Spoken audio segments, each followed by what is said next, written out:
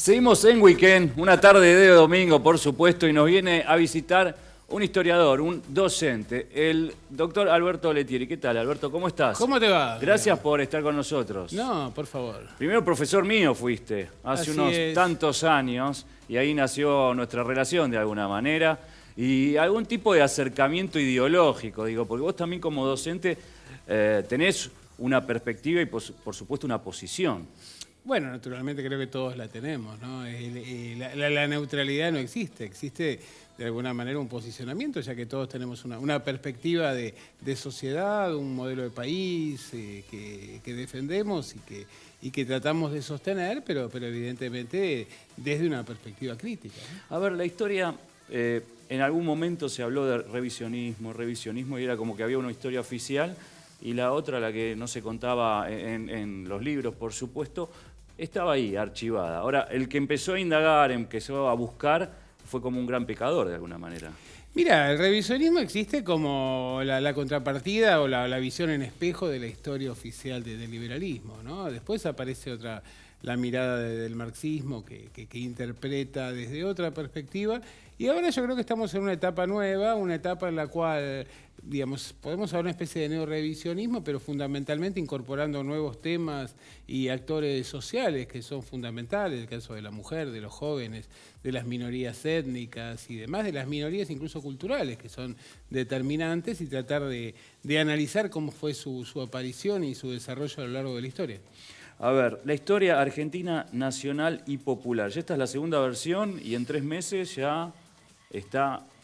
La primera voló sí, en 3 meses, lo cual demuestra que a veces son mitos esto de que la gente no lee. Evidentemente ha habido una política casi criminal respecto de lo que ha sido el consumo de libros, producto de la caída de los niveles de ingreso, y que el Estado dejó de subsidiar la producción y la distribución de libros. Pero de todas maneras, creo que el libro en papel todavía tiene el carácter de tesoro. Sí, ¿no? ese encanto también, el de revisar. Me parece que el que le gustan los libros no se puede reemplazar por una tableta, por un celular o una computadora. No, mira, esto pasaba con el Martín Fierro, por ejemplo, hace ya casi 150 años, que lo compraban muchos analfabetos, porque lo conocían el texto a través de los gauchos payadores, y luego lo tenían como una especie de Biblia, o lo tenían junto a la Biblia, el gaucho que no sabía leer, pero de todas maneras era un poco la expresión de sus pensamientos y de sus sentimientos, ¿no?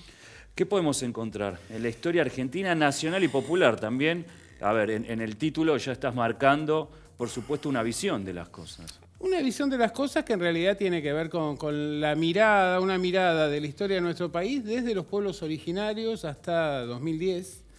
Y fundamentalmente lo que intenta analizar son, desde una mirada que privilegie lo nacional, lo popular, el federalismo, bueno, cómo se construyeron en algunos momentos modelos políticos, sociales, culturales y económicos que beneficiaron a las mayorías, que privilegiaron la soberanía del país, que la integración latinoamericana y demás, y cómo en realidad en este péndulo, en esta especie de péndulo, existieron otros modelos que fueron modelos de verdadero saqueo, ¿no? de instalación de un modelo colonial. Pero lo que no había era...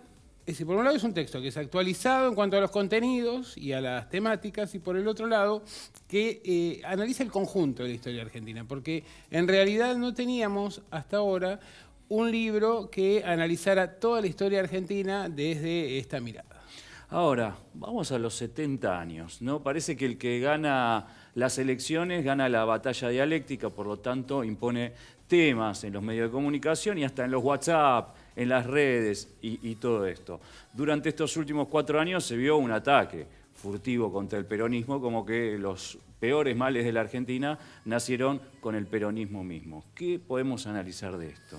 Bueno, esto yo creo que es imposible de sostener, ¿no? De hecho, el peronismo a nivel, bueno, si lo queremos ver en la educación, a nivel de la construcción de escuelas, de la alfabetización del conjunto de la sociedad, la universidad gratuita, la inclusión social a través del sufragio femenino, la sindicalización de los trabajadores, las vacaciones, la posibilidad del acceso a la vivienda.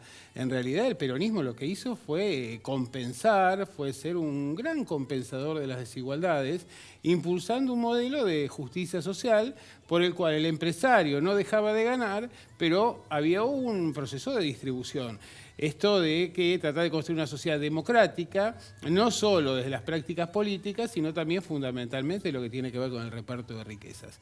Y si uno analiza esos 70 años, la mayor parte de esos 70 años no fue gobierno del peronismo, sino que fueron gobiernos, dictaduras militares, dictaduras cívico-militares o gobiernos que surgían de partidos de la oposición con la prohibición del peronismo, ¿no? Y cuando uno analiza las series económicas, ve que los peores desastres se produjeron cuando el peronismo no era gobierno. El peronismo lo que hizo fue incluir después de las grandes catástrofes. Por ejemplo, como debería ocurrir ahora, aunque realmente el balance es muy complicado, pero, por ejemplo, la inclusión en la órbita del Fondo Monetario, en la órbita del Banco Mundial, el endeudamiento externo que no existía en la época del peronismo. Es decir, vemos que en realidad puede ser que esos 70 años tomados en conjunto hayan marcado una cierta declinación económica. Pero en esa declinación económica hay altos y bajos, y en los momentos de los bajos claramente se asocia con los momentos en los que el peronismo no gobernó. A ver, podemos analizar, o vos tal vez con mayores herramientas, por qué esta clase media alta tiene el rechazo al peronismo. No sé, tal vez agarrar alguna ley de alquileres, hay que entenderlo históricamente en el contexto mundial. El peronismo tenía una impronta bastante aguerrida de alguna manera para describir. Mira, yo creo que esto tiene que ver con algo que nos viene de la colonia, que es la diferenciación social a través de los colores, ¿no? De lo étnico fundamentalmente. Entonces, cuando llegan los inmigrantes extranjeros, había una discriminación respecto del inmigrante que venía del Mediterráneo en general o de distintos lugares de Europa, analfabeto. Pero ¿qué ocurre? Cuando se producen las migraciones internas en los años 30 y viene la población del interior, incluso estos inmigrantes que eran desplazados, ahora pasan a formar una especie de bloque cultural con los sectores más acomodados, para diferenciarse del cabecita negra. Claro. Entonces, en momentos en los cuales hay mayor precariedad económica, la distinción social no se da por el consumo, sino que se da por la diferenciación étnica y cultural. Entonces, efectivamente, digamos, este odio al peronismo viene del odio al negro, del odio al cabecita, ¿no? Es del odio al diferente, porque en realidad, si lo vemos, y la aspiración que tiene el sector de la clase media de querer parecerse a sectores altos, cuando en realidad en los niveles de consumo están en los mismos niveles o niveles similares a los otros de quienes se quieren diferenciar. Entonces, ya que no se pueden diferenciar desde lo económico, pretenden hacerlo desde lo cultural y terminan apoyando, qué sé yo, el boicot del campo, terminan apoyando medidas que van en contra de sus intereses o votando incluso en contra de sus intereses. Porque en realidad es muy difícil entender cómo se apoyaba el boicot del campo cuando si realmente se hubieran obtenido en aquel momento lo que eran las expectativas de máxima, si hubiera el consumo interno, los precios que hubieran tenido que pagar en las carnicerías o en las verdulerías se hubieran multiplicado por 5 o 6 veces.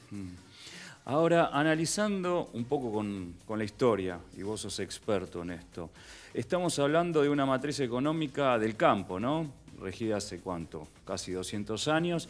¿Por qué no puede haber un país, no te digo homogenizado, pero que tenga la industria y el campo de la mano? ¿Por qué tiene que ser una cosa u otra? Bueno, eso lo intentó hacer el peronismo muchas veces.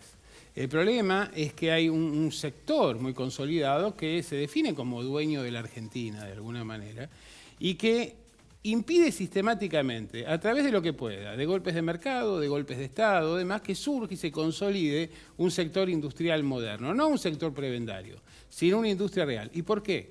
Porque efectivamente, mientras el campo sea la única fuente de aprovisionamiento de divisas, tiene la capacidad de vetar o de condicionar a los gobiernos y a las políticas de Estado. Ahora, si frente al sector industrial frente al sector agrario, surge un sector industrial capaz de equilibrar esta ecuación, entonces ya el predominio de estos sectores se vería muy limitado.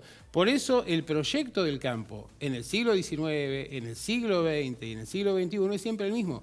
Impedir la industrialización, el libre cambio para que nunca podamos tener una industria, altísimos niveles de exclusión social y de desigualdad para concentrar la riqueza en pocas manos. Y esto se ve acompañado del otro, no es solo el campo, sino que estos sectores agrícolas, estos sectores terratenientes o estos sectores hegemónicos, siempre complementaron lo que es la exportación de productos agrícolas con la especulación financiera.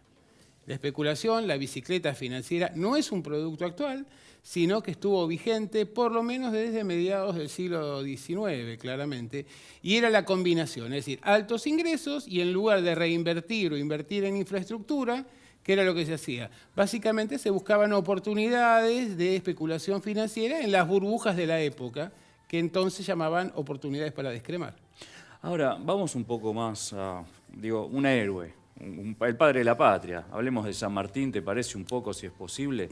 El otro día escuché como una reflexión, diciendo de alguna forma, liberó Chile, Perú, y se las dejó de alguna forma la libertad para que la puedan ejercer. Si hubiese sido otro país, tal vez con un perfil más de reinados, más de emperadores, Argentina hubiese sido dueña de media Sudamérica.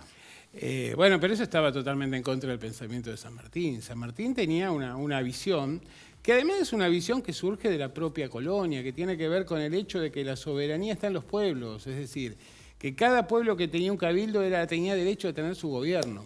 Entonces lo que había que hacer era descabezar al rey para que cada pueblo pudiera desarrollarse a partir de sus culturas, de sus creencias, de sus relaciones. San Martín lo que hace esencialmente es tratar de liquidar la dominación española para posibilitar esta autonomía cultural que debería proyectarse, según el pensamiento de San Martín y de Bolívar y de Dorrego y de Artigas, en una especie de gran unión o de gran confederación latinoamericana, ¿no? Pero cada una hacia adentro se gobernaba y hacia afuera teníamos políticas comunes. Y podemos hacer, no sé, un pasaje por la historia y comparar el actual movimiento económico de lo que pasa en Sudamérica con estos vaivenes, ¿no? Parece que la izquierda dominó durante más de 10 años, después hubo una ola de la derecha, mismo hace poco, por supuesto, en Uruguay también ganó, que me parece ese va un poco atrasado a lo que va marcando la región. No sé cómo lo ves vos y cómo lo podemos contextualizar con la historia. Mira, yo creo que en realidad Latinoamérica tiene muchísimos problemas, pero tiene uno que es fundamental, y es que es el continente que tiene mayor nivel de desigualdad. En esa desigualdad y en esa diferencia que hay entre los más ricos y la creciente cantidad de más pobres, es que se generan sensaciones o situaciones de impugnación o de insatisfacción respecto de los gobiernos. Por eso, en realidad, uno ve que los gobiernos que se presentan a elecciones, casi todos han perdido. Sí. Es decir, Evo no ha conseguido esta diferencia que evitara el balotaje, más allá de que ganó ampliamente la elección.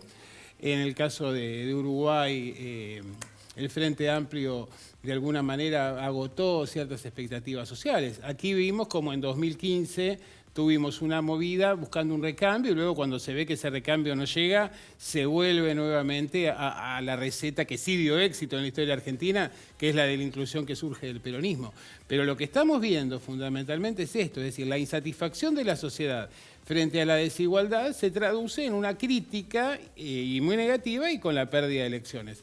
Ahora, evidentemente lo que está expresando es otra cosa porque no podemos ver a la política, es decir, la tenemos que ver como un combo en buena medida, pero también en el contexto internacional. Y a mí me parece que lo que expresa es una situación muy crítica que está afrontando el capitalismo en una etapa de redefinición a nivel internacional. Sí, estamos hablando de Francia, los chalecos amarillos, en Líbano, por ejemplo.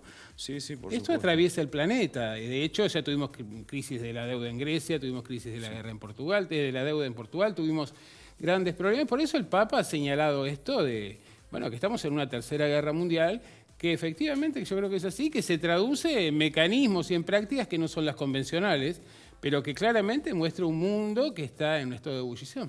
Y por último, y te agradecemos ya tu visita, tenemos la tapa del nuevo libro de Alberto que va a salir dentro de poco.